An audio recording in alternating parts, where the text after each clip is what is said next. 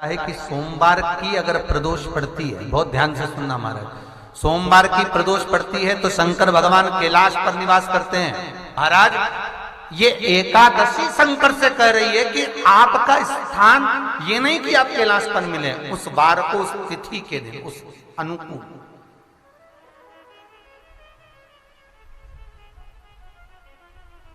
हमारे यहां कहते हैं सोमवार की जो प्रदोष पड़ती है वो इच्छा पूर्ति करती है। ऐसी प्रदोषों का नियम वर्णन किया चाहिए। भगवान कहते ठीक है तू थोड़ी देर खड़ी हो। एकादशी सम्मुख खड़ी हुई, पार्वती जी ने जिस अंगुष्ठ का जल पीने के लिए लिया था हाथ में, बस पीने ही वाली थी, शंकर भगवान ने वही हाथ में जल लेकर एकादशी के हाथ में उसको देकर कहा, ले ये मेरे द्वारा निर्मित एक व्रत है जिसे त्रयोदशी के दिन तूने मांगा है, मैं तुझे देता हूं। आज इस व्रत का फल मैं तुझे प्रदान करता हूं। अब तू जिस जीवात्मा को लेकर जाएगी उसका पाप प्रबल नहीं होगा। किसी स्त्री, पुरुष, बालक, बुजुर्ग जो भी होगा जिसने प्रदोष का व्रत करा होगा, वो जीवात्मा को तू किसी फल की कामना से नहीं, स्वतः ही लेकर चली जाए। उसमें कोई कामना नहीं है। बन सके जीवन में 11 प्रदोष या 26 प्रदोष करने के बाद आप उसका उद्यापन कर विराम भी दे सकते। पर जीवन में एक बार प्रदोष का व्रत मौका मिले, जिस कामना से, जिस दिन का भाव आपके मन में आए कि मुझे रोग से मुक्ति पाना है तो ये प्रदोष मुझे करना है, मैं और रोग मुक्ति के लिए, हम मंगल जो भी आपके मन में आ रहा है, संतान प्राप्ति के लिए शनिचरी प्रदोष, आप उसका स्मरण करें। फिर लिखा शिव महापुराण में, बड़ा सुंदर लिखा वेदव्यास जी ने, मान लो आप प्रदोष का व्रत नहीं कर सकते,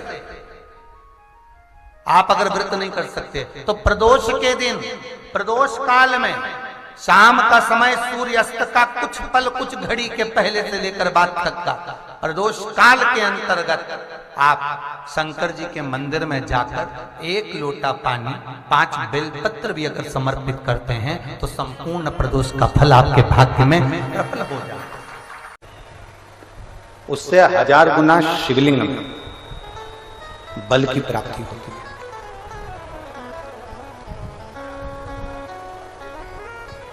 प्रदोष के दिन यदि आपको कहीं से शमी पत्र मिल जाए, प्रदोष के दिन यदि कहीं से आपको शमी पत्र मिल जाए, और प्रदोष काल में, प्रदोष का जो समय होता है, शाम का जो समय होता है प्रदोष काल, 4 प्रदोष, 5 प्रदोष आप कर देखिएगा कि आपका कोई काम है, कोई नौकरी के लिए आप अप्लाई कर रहे हैं, कोई समस्या बड़ी विकट आ गई है, कोई तकलीफ, बड़ा गला पकड़ रहा है बेटा, कोई तकलीफ विकट आ गई है, कोई समस्या विकट आ गई है, प्रदोष की प्रदोष काल में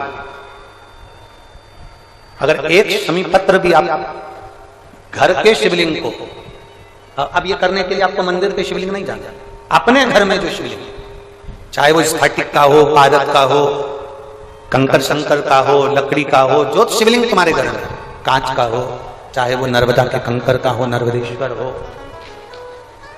पाषाण का हो, जो शिवलिंग, चांदी का हो, सोने का हो, तांबे का हो, पीतल का हो, जो शिवलिंग तुम्हारे, एक शमी पत्र यदि आप भगवान शंकर के शिवलिंग पर समर्पित कर रहे हो और उस शमी पत्र को उठाकर रात्रि को 9:15 की जो एक मुहूर्त होता है, एक समय होता है, जिस समय पर हम अपने मन की बात भगवान शंकर को कहते हैं, पूर्व में भी इसका वर्णन हम कर चुके हैं कथाओं में, उस 9:15 पर वो शमी पत्र को उठाकर एक कागज में, एक कटोरी में उसको रखते थे। 4 या 5 प्रदोष के उस शमी पत्र को अपने पास में रखिए और जिस कार्य के लिए जा रहे हो उसको जेब में ऊपर के भाग में उसको रखकर लेकर जाइए, आपका वो कार्य सफल होकर ही रहेगा, वो रुक नहीं सकता। शमी पत्र में इतना बल होता है, प्रदोष का जो शमी पत्र होता है वो बड़ा बलवान होता है, बड़ा एक पत्र है।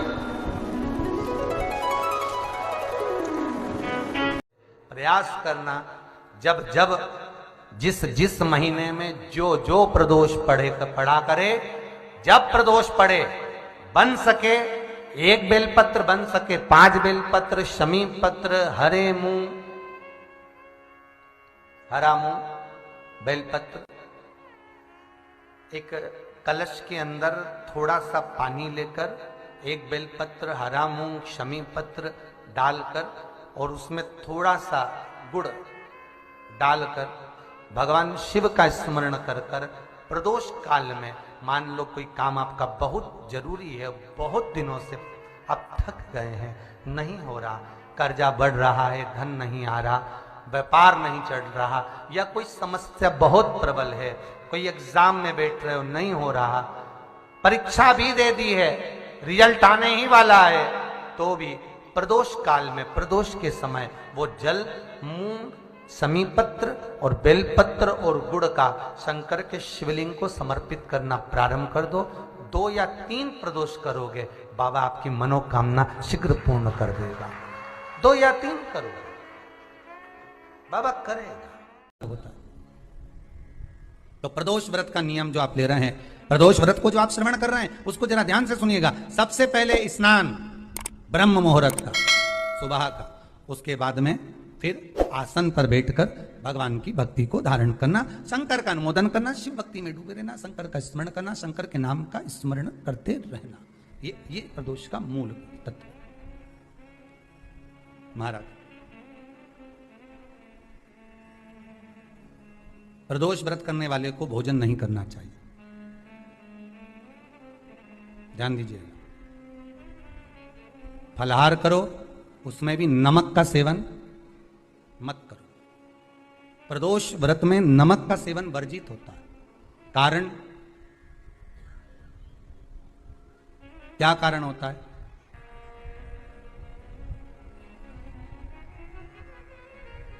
पूजन करें प्रदोष काल में, शिव की आराधना करें,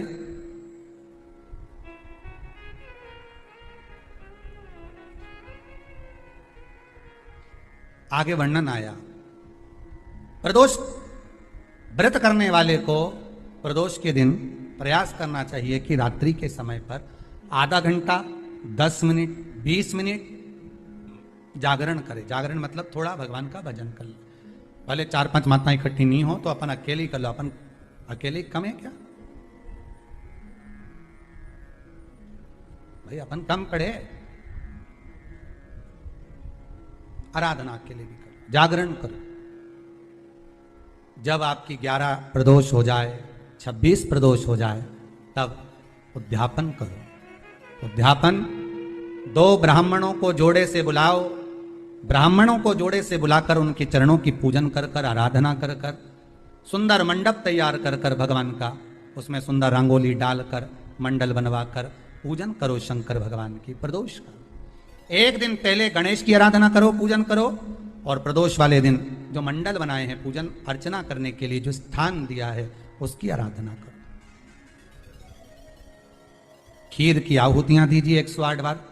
जो ब्राह्मण आए उनके माध्यम से मंत्रों द्वारा पूजन कराकर खीर की आहुतियां दीजिए शिव नाम।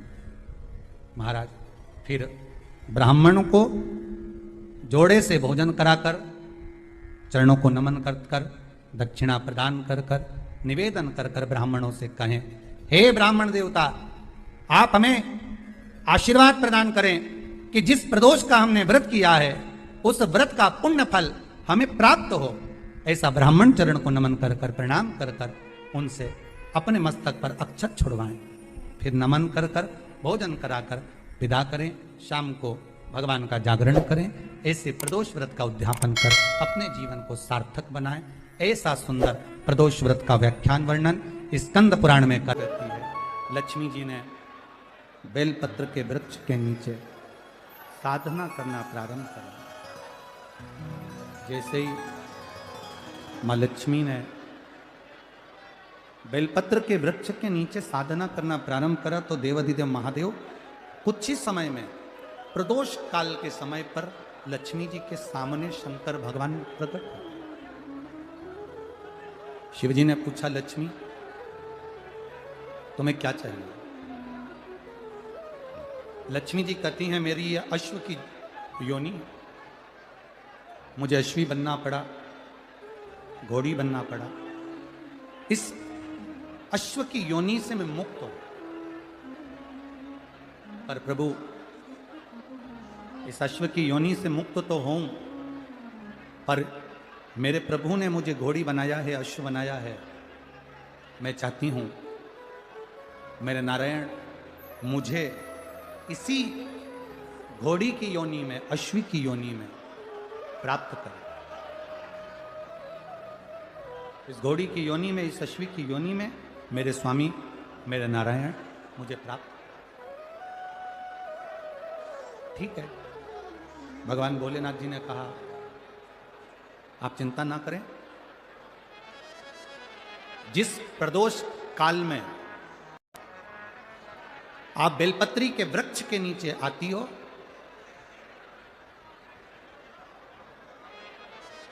दुनिया का कितना भी दरिद्र व्यक्ति हो,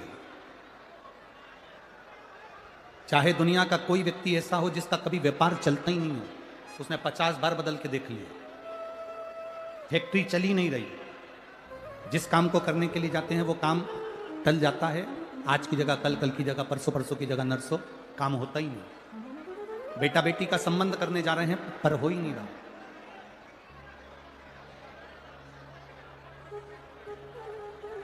कितना भी दरिद्र से दरिद्र व्यक्ति हो, कितना भी दीन से दीन व्यक्ति हो, एक नियम वो अगर अपनी जिंदगी में बना ले, प्रदोष काल में, प्रदोष के समय पर बेलपत्री के वृक्ष के नीचे एक बार जाकर नमन करना, और प्रदोष काल में शंकर भगवान के मंदिर में दिया लगाना। ये दो चीजें अगर वो 3 महीना भी लगातार कर ले तो उसके जीवन में कभी कोई समस्या आ ही नहीं सकती, कोई दुख आ ही नहीं सकता। एक नियम बना, जैसे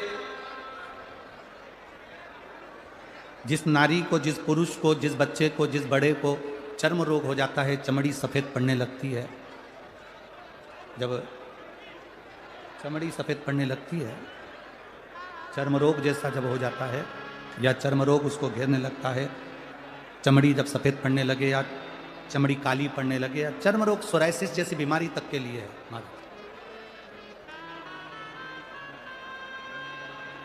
बेलपत्री के वृक्ष के नीचे की मिट्टी, बेलपत्री के वृक्ष के नीचे की मिट्टी, उसको जिस पात्र के अंदर शिवलिंग बनाने के लिए हम गलाएं, जिस पात्र के अंदर हम शिवलिंग बनाने के लिए उसको गलाएं, और शिवलिंग का निर्माण कर कर हम बेलपत्री के वृक्ष के नीचे उसका पूजन करें, उसका विसर्जन करें। और बेलपत्री के नीचे की जो मिट्टी है, जिस पात्र में गलाई जाती है, उस पात्र के पानी का स्नान, उस मिट्टी का थोड़ा सा भाग अपने शरीर पर लगाकर, जहाँ सफ़ेद चमड़ी हो रही हो या श्वेत चमड़ी हो रही हो वहाँ लगाकर, और उसका स्नान करना यदि हम प्रारंभ करें।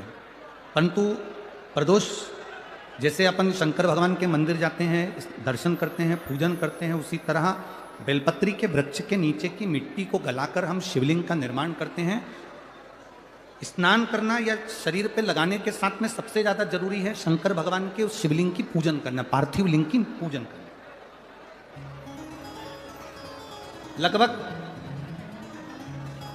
2 शिवरात्रि निकलेगी महीने की, और बाबा जहां जहां से चमड़ी सफेद हो रही होगी वहां वहां से धीरे धीरे बाबा अपने असली रंग को देना प्रारंभ कर देता है। इतना बेलपत्री के वृक्ष की पार्थिव लिंग निर्माण और पूजन की उस मिट्टी का इतना वर्णन हमारे शास्त्र करते हैं, इतना वर्णन।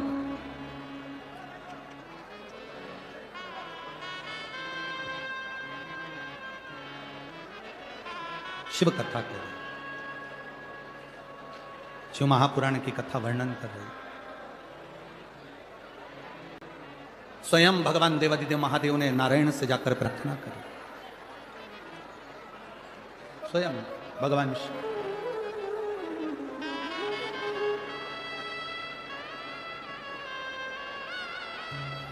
शंभु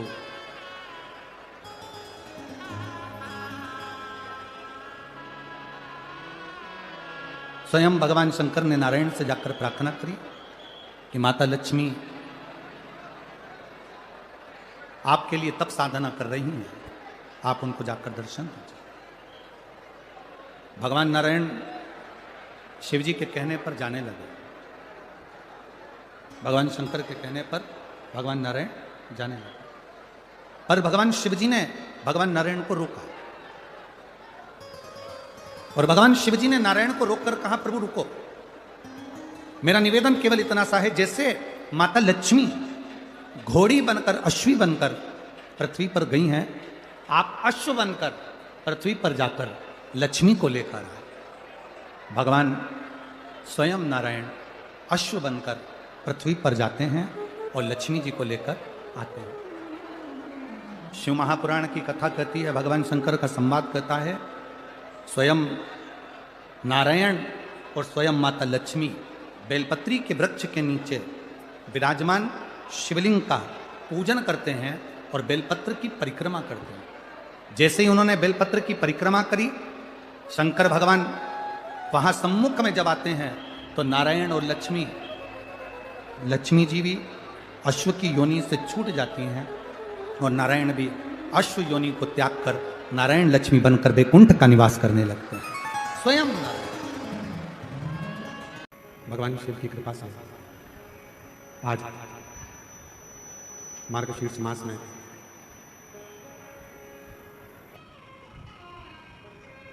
शिव महापुराण की कथा कहती है,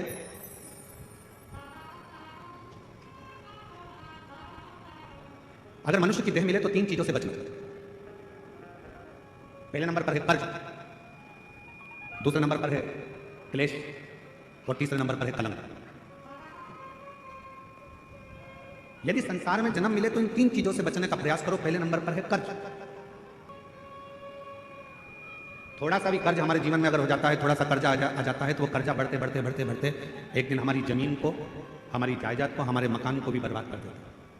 शिव महापुराण की कथा कर रही है, संसार के रहवासियों को 3 चीजों से बचना चाहिए। पहले नंबर पर है कर्जा, दूसरे नंबर पर है क्लेश, तीसरे नंबर पर है कलंक। ये 3 चीजें जब व्यक्ति के जीवन में अगर हो जाती है तो पूरा जीवन बर्बाद हो जाता है, पूरा।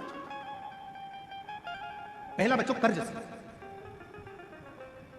10 रुपए भी किसी का अगर कर्जा है तो वह हमको एक ना एक दिन डुबो देगा, इसलिए कर्जे से बचने का प्रयास करो। आज हो क्या रहा है, लाओ हम तुम्हें कर्जा दे देंगे। बड़ी बड़ी कंपनियां खुली हैं, बड़े बड़े बैंक खुले हुए हैं, जो दिन रात मोटरसाइकिल पे अपने अपने फ्लेक्स लगाकर दिन रात कहते हैं, लो एक दिन में हम लोन देते हैं। गाड़ी पर लोन ले लो, मकान पर लोन ले लो, जमीन पर लोन ले लो, लोन ले लो, लोन ले लो, पैसा ले लो, पैसा ले लो। आज क्यों देने को तैयार बैठे? वो चाहते हैं कि आप थोड़ा सा लोन लोगे, धीरे धीरे वो चुका नहीं पाओगे तो एक दिन तुम्हारी जमीन भी चली जाएगी, मकान भी चले जाएगा, और मालूम पड़ा एक दिन जो रखा हुआ धन है वो पूरा बर्बाद हो जाएगा। समझ की जरूरत है। लोन देने वाली कंपनियां बढ़ गई, लोन लेने वाले बढ़ गए, पर अब समझ की जरूरत है कि हमको ना कर्ज लेना है, ना हमको क्लेश में रहना है, और ना हमको कलंक में रहना है। हमें तो शंकर भगवान की अविरल भक्ति में रहना है, शिव की। आप सबको मालूम है, महीने में 2 एकादशी आती है तो 2 प्रदोष आती है। कभी किसी से पूछो कि भगवान शंकर का यह अविरल त्योहार प्रदोष का व्रत क्यों आता है? क्यों भगवान शंकर की आराधना प्रदोष के दिन करी जाती है? क्यों? कभी सोमवार होम प्रदोष आ जाती है, कभी गुरुवार का प्रदोष आ जाता है, कभी शुक्रवार का प्रदोष आ जाता है, कभी कोई प्रदोष आ जाता है। ये प्रदोष का व्रत क्यों आता है? उसका एक कारण है, भगवान शंकर प्रदोष का व्रत धारण कर फिर अगला जो दिन होता है उस दिन मेरे शंकर भगवान अपने सारे गणों के साथ, नंदी, भृंगी, श्रृंगी, नर, गंधर्व, अप्सरा, किन्नर, देवता, पशु, पक्षी जितने भी होते हैं मेरे शिव, सबके साथ बैठकर अपना महाप्रसाद ग्रहण करते हैं। साथ बैठने पर हमारा क्लेश समाप्त होगा। पर आजकल व्यक्ति क्या करता है, डायरेक्ट बड़े में जाने की सोचता है। उसी तरह जैसे गांव के लोग इकट्ठे हुए और कहां जा रहे हो साहब, तो कहा हम अमरनाथ जा रहे हैं। कहां जा रहे हो साहब, हम केदारनाथ जा रहे हैं। तो हम उनसे पूछे, भैया तुम अमरनाथ जा रहे हो, बड़े हॉस्पिटल में जा रहे हो, तुम केदारनाथ जा रहे हो, बड़े हॉस्पिटल में जा रहे हो। पर ये तो बताओ कि प्राथमिक चिकित्सा केंद्र पहुंचे कि नहीं पहुंचे? पहले अपने गांव में जो शंकर जी का मंदिर है उसमें जाना चालू करा कि नहीं करा? पहले शिव जी के मंदिर में जाना चालू करा कि नहीं करा? आज का व्यक्ति अमरनाथ जाना चाहता है, आज का व्यक्ति केदारनाथ जाना चाहता है, पर आज का व्यक्ति अपने घर के पास में जो शंकर जी का मंदिर है वहां जाना नहीं चाहता। लोग देखेंगे, हंसेंगे, ताना कसेंगे, कोई कुछ कहेगा, कोई। हम सब बैठे भगवान शंकर प्रदोष का जब आनंद करते हैं तो भगवान शिव सारे नंदी, भृंगी, श्रृंगी गण जितने भी हैं, देवता, किन्नर, गंधर्व जितने भी हैं, सबको एक साथ लेकर बैठते हैं, सबको एक साथ लेकर प्रसाद ग्रहण करते हैं। प्रसाद अपने घर का एक व्यक्ति भी अगर शंकर जी को 1 लोटा जल चढ़ा रहा है तो यह मानकर चलना उस घर के 71 पीढ़ी कभी गलत मार्ग की ओर नहीं जाएगी, वो सतमार्ग की ओर जाएगी। दिया वापिस बांध दिया। उसी तरह शिव जी को एक लोटा जल चढ़ाते रहो। शंकर जी के मंदिर में अगर एक लोटा जल, शिवलिंग पर एक लोटा जल चढ़ाते रहोगे तो वो जल चढ़ा हुआ तुम्हारा पुण्य एक ना एक दिन जब तुम्हारी दुख की घड़ी आएगी तब देवादिदेव महादेव पर चढ़ा हुआ जल वहां थामा जाएगा उस स्थान पर। जाते हो आप लोग जल चढ़ाने के लिए? कितने लोग जाते हैं? हाथ उठाओ जरा। शिव जी पे एक लोटा जल। वाह वाह, बहुत बढ़िया, जोरदार। आप सभी को प्रणाम करता हूं, नमन करता हूं जो आप भगवान देवादिदेव महादेव को एक लोटा जल चढ़ा रहे हो और अपने दुख को मिटा रहे हो। साधुता यार।